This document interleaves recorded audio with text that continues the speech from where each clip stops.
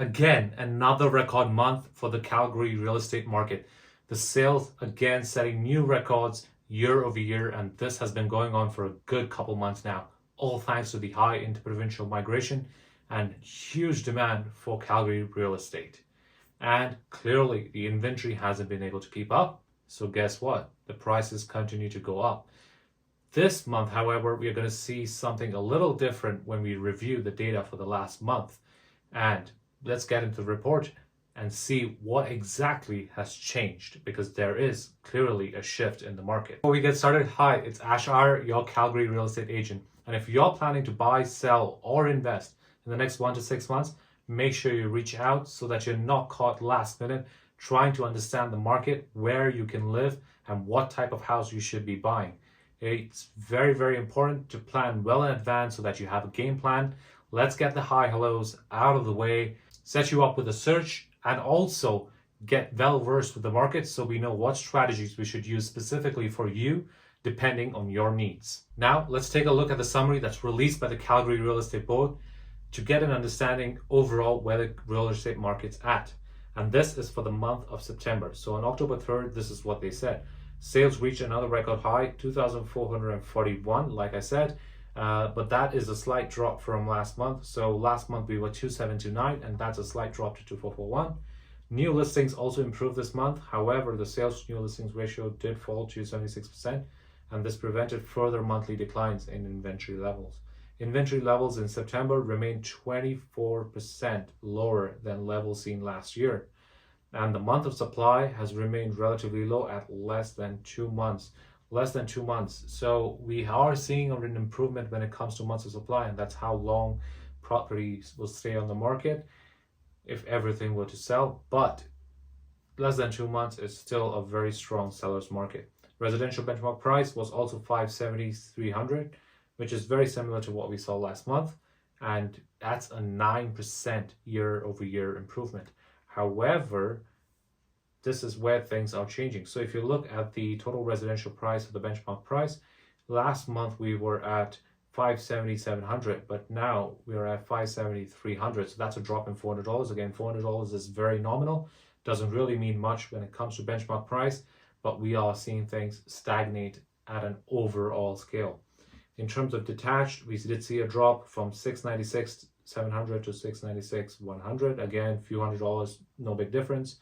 623 to 621 for the semi-detached, $2,000. Again, not a whole lot, but that is very interesting because that is the more expensive part of the market, and that's what's caused the overall benchmark price to stagnate. But when we look at the row and apartment price, clearly we are still seeing demand and gains. So for row townhouses, we went from 413 to 419. That's an improvement of $6,000. And for the apartment price, we went from 309 to 312, $4,000. So this is still constantly going up when it comes to row and townhouse, because this is obviously where the demand is for the more affordable part of the market, and this is what's driving people to move to Calgary. In terms of inventory, we saw a nominal increase. It doesn't mean a whole lot. The months of supply has gone to 1.38 from your 1.19 last month. So that's a nominal improvement. Again, not enough to put off pressures from the buyers, but that's what we're seeing right now in the market. Taking a quick look at the different house types and the overall equation that's happening. So clearly seeing an improvement in listings, but the inventory is still too low year over year, which equals to low months of supply. If low months of supply, that's a higher benchmark price. So obviously, when we see strains such as minus 46% and minus 49% for row and apartments, that's going to lead to a 17% gain and a 15% gain. That's the highest gains across properties when it comes to year over year. So a year ago, if you bought a row townhouse, you'd be looking at around 17 to 20% growth. Now taking a look at the summaries for the different property types. I'm not going to read everything in detail. Feel free to pause, take a look, and read through this if you'd like to. Just looking over some highlights, the decline in inventory for detached has been driven by homes priced below 700,000, and supplies levels show some improvement for homes that have been above 700,000. Homes priced below 700 continue to struggle with less than 1 month of supply. So clearly the affordable part of the market still struggles. gains ranging from 20% up to 20% in the East District. And sales to new listings ratio dropped below 70%, which is an improvement. The first time it has done that since September of last year. Inventories have not been this low since September 2005. So very high pressures when it comes to semi-detached. The month pause in price was primarily driven by adjustments in West and Northwest districts. So that's where we are starting to see declines, and we'll take a look at that pretty soon. The pullback in monthly sales for row townhouses has outpaced the pullback in listings, an improvement over the 90% and a 1.5% monthly gain. When it comes to apartments, new listings in September were at its highest ever recorded for September. Record high sales this month. So high lending rates and tight rental markets have kept demand for this product very, very strong. So this remains, again, the core of the market right now. This is where everyone's trying to get in. And there's very high competition. 1.5 months of supply and 1.2% increase when it comes to month over month. Now taking a look at the different regions, let's see what's happening. Across the board, we are still seeing gains in every area except two, which I've highlighted here, the West District and the East District. So the East District, complete contrast to the West. The West was the most expensive, East was the cheapest, and therefore East saw exponential gains in the last 1 year because it was very underestimated, and I called this out 6 months ago. So for those of y'all who did invest, all the best. When it comes to the West, of course, most expensive, and that's where it's starting to hit that 700,000 mark of what's the affordability for people and what they're looking for. And so those have started seeing the first declines when it comes to the overall market. As we go forward to the next couple of months, we will keep track of which other parts of the city start getting hit by these little reductions and stagnations. Moving ahead to the overall stats in depth, and this one's really, really interesting for those of you who are math nerds and understand what I'm trying to say. So last month, the median price and average price difference, the delta between the two, was 10%. So the average was basically 10% higher than, and it just shows you the bias in terms of the markets. The market's that much more expensive on the expensive side versus the median. But this month, that difference is only 8%. However, the medians did go from 487 to 505. So the median, which is the middle of the market, did move up, but the gap between the average and the median dropped. So what does that mean? That the speed at which prices are increasing on the higher end has slowed down. However, more houses sold on that more expensive side. So that is very, very interesting, and that's a new shift in trend. And that's what you get when you look at the numbers even more closely and not just the benchmark price. And this is why I've referenced the median and average. It's important to take a look at it. And what I assume is happening is investors pulling off these more expensive properties, which are opportunities in certain areas under certain price points, off the market. And this is where those more expensive properties are selling. And we will see these in more graphs. Now, as far as the overall benchmark price goes for different property types and different areas, we will go more in depth for each property video type, but clearly we are seeing more declines than we did see last month. So last month we only had 2 declines across the entire board. Now we have 6. So we have 2 for detached in West and East.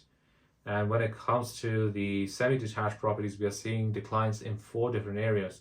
So city center, northwest, west, and east. And that's really interesting. So clearly the more expensive parts of the market are getting hit first, and the more expensive property types are getting hit first. When it comes to rows and apartments, will they get hit? My assumption is no, because there's clearly so much demand for that affordability part of the market. And unless row townhouses start becoming unaffordable, then it starts making less sense for people to move all the way to Calgary, and then that's when you might start seeing some declines. But as of this moment, there's extremely high demand. Now moving on to the total sales. In terms of total sales, of course, no surprise, we are at all-time highs when you see here, and same thing for total inventory, we're actually at all-time lows. So the further this gap, the more up this is and the more down this is, that's the pressure in the market. And clearly there's not enough inventory to satisfy all the demand that we have. Now taking a look at the months of supply, When it comes to detached, the lowest amount of supply is in the east, for apartments east and north, for semi-detached east and south, and for row east and south. Now you might be asking, what does this mean for you?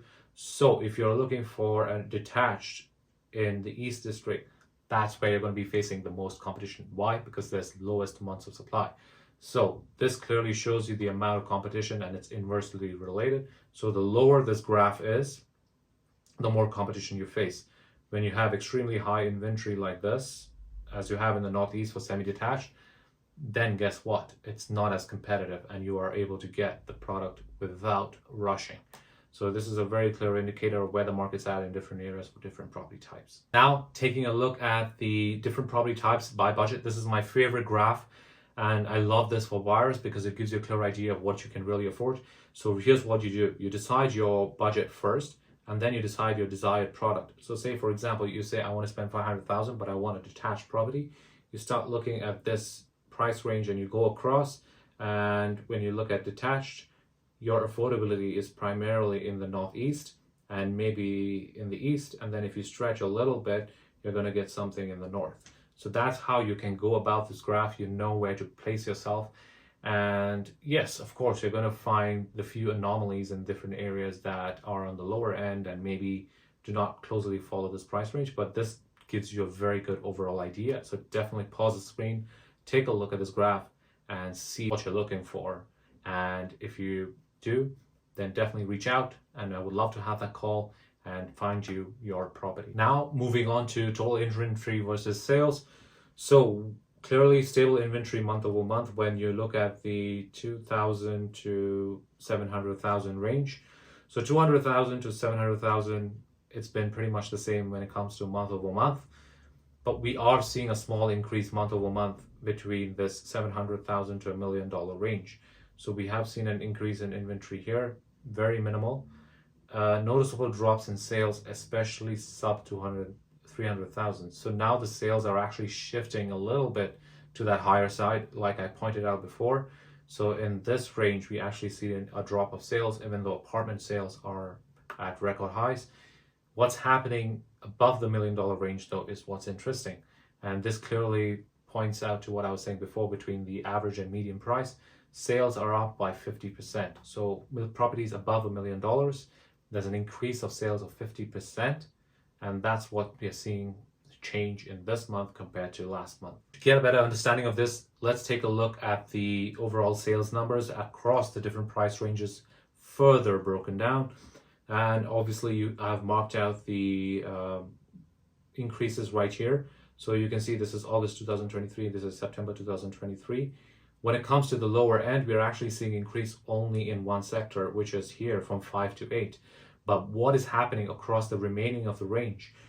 After the 750,000 mark, that's where you're seeing significant increases in a lot of different areas. So obviously there's a slight shift in the market for what people are purchasing this month versus last month. Taking a look at the inventory versus sales graph, so you can see the gap month over month compared to August versus September. The gap has sort of widened right here. And so what's that? That's the excess inventory which has not been absorbed, slightly older property. So it's not truly reflective of really an increase of inventory. It's just more listings that have come in market plus additional properties. We have seen some properties on the detached and semi-detached side that are not being picked up and are on the market for a longer period of time, just because of certain issues that the property has, or it's just not as desirable to people looking for properties in Calgary right now. So that will definitely be pulled up by investors who are looking for flips and everything, and then the inventory will come down and new listings are already going to start coming down as we head into winter, and so will the sales, and so eventually that will even out. When it comes to the total months of inventory, that has of course been on a decline, and the City of Calgary total price change, as you can see here, the median price has been on a slight decline year over year, but the average price is still trending up, and the benchmark price is also trending up. And the City of Calgary total prices, the benchmark price here has started evening out, average up, benchmark, and median. So what does this really mean for you? Well, if you're looking to move to Calgary real estate market, or you're just looking for some more affordable options and you're not sure where to place yourself, make sure you reach out, because you need to plan well ahead of time. Take a look at the data, because clearly, like we saw, there's no one number that decides where the market's at. There are macro trends, micro trends, and there are some things happening at different times of the year depending on the seasonality of the market. And so it's important to have those discussions. I would be happy to discuss this report for you. Let's break it down on a call and go more in depth into the specific areas that you are interested in. So this is Ash Iyer, your Calgary Realtor. Make sure you reach out, book that call. I would love to hear from you. Let's get those high and lows out of the way, and let's really get into depth and have those conversations. And until next time, peace.